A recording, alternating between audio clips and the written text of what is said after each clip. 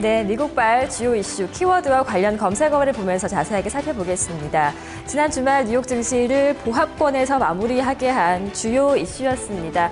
재정절벽 협상이 좀 교착 상태에 빠진 것으로 전해지고 있는데요. 함께 키워드를 보면서 살펴보도록 하겠습니다. 재정절벽 협상 교착입니다. 미국 경제 주요 쟁점 여전히 재정 절벽입니다. 오바마 대통령이 여론몰이에 나서고 있지만 부자 증세를 놓고 양보 없는 기싸움이 이어지면서 조기 타결은 어려울 것이라는 전망이 나오고 있습니다.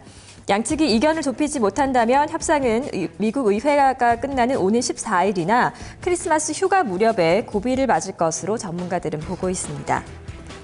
자, 어떤 식으로 좀 교착 상태에 빠져 있는지 관련 검색어 한번 보겠습니다. 오바마 공화당 압박입니다.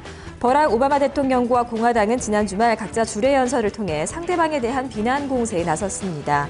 오바마 대통령은 인터넷 라디오 연설에서 재정절벽 협상에서 가장 중요한 이슈는 중산층 그리고 중소기업에 대한 세금 감면 조치 연장이라는 점을 거듭 강조하면서 의회의 일부 공화당 의원들이 최고 부자들의 세금을 올리는 것을 거부하면서 중산층 가구의 세금을 볼모로 잡는 것은 용납할 수 없다고 지적했습니다.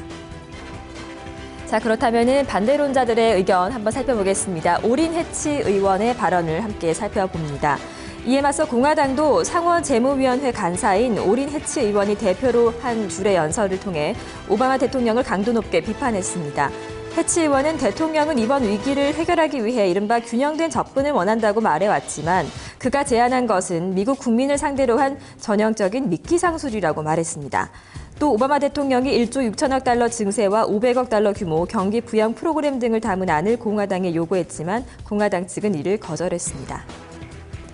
자, 이어서 두 번째 키워드로 지난 주말에 발표됐던 주요 경제 지표 함께 살펴보도록 하겠습니다. 경제 지표 결과도 좀 엇갈리는 모습이었는데요. 먼저 긍정적인 흐름 나타난 시카고 구매 관리자 지수부터 살펴보도록 하겠습니다. 미국 중서부 지역의 제조업 경기가 3개월 만에 확장세를 나타냈습니다. 동부에 비해 허리케인 샌디 여파가 생각보다 크지 않았던 결과입니다. 관련 검색어를 통해서 자세한 결과를 살펴보겠습니다. 50.4입니다. 현지 시간으로 30일 미국 시카고 구매자 협회는 11월 구매자 협회 지수가 전달보다 상승한 50.4를 기록했다고 발표했습니다. 시카고 구매자협회 지수는 미국 중서부 지역의 제조업 경기를 나타내는 지수인데요. 50을 기점으로 경기 확장과 수축이 구분됩니다.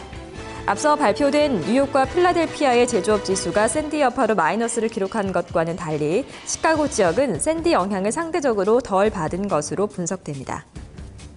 관련 검색어 이어서 살펴보도록 하겠습니다. 3개월 만에 확장세입니다. 시카고 구매 관리자 지수는 이렇게 이번 달에 50.4를 기록함으로써 지난 8월 이후 처음으로 50을 넘기며 경기 확장세에 접어들었습니다. 다만 이 같은 결과는 시장의 전망치였던 것보다는 다소 미치지 못한 것으로 분석되고 있습니다. 자, 세 번째 키워드 이어서 살펴보도록 하겠습니다. 세 번째 키워드 역시 경제 지표인데요. 다음은 조금 부진한 것으로 나타난 개인 소비를 살펴보도록 하겠습니다. 동부 지역을 강타한 샌디의 여파로 소비가 둔화되면서 미국의 10월 개인 소비가 5개월 만에 처음으로 감소세로 돌아섰습니다.